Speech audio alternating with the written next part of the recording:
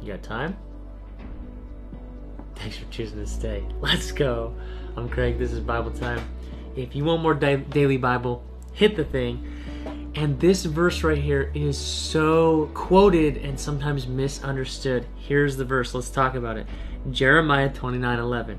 For I know the plans I have for you, declares the Lord.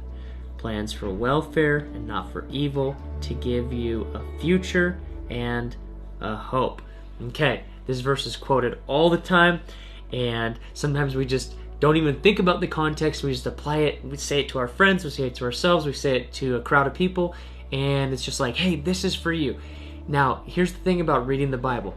There are things that are written and said to specific people in specific contexts at specific times that are for them. Now, most of the time there's a principle that God has for us, but not every promise is exactly for us all the time. So, who was Jeremiah writing to? He was writing to the Israelites who were in captivity in Babylon. Now, the context of this is in the chapter right before.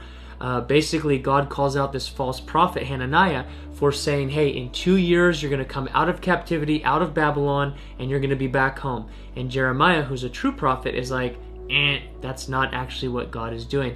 God is going to keep you there for 70 years. So build houses, settle down there. But God says this, but I know the plans I have for you. It's not all lost. It's not all bad. I know the plans that I have for you, his people, the Israelites. And then he declares this, they are plans for welfare and not for evil, right?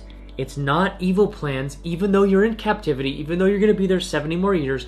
I have plans for you, and it's to give you a future and hope. Sometimes he wants to see us through a season of difficulty in order to produce the season of victory that he has for us. So in this case, this passage is being written to, spoken to the Israelites who were in captivity in Babylon.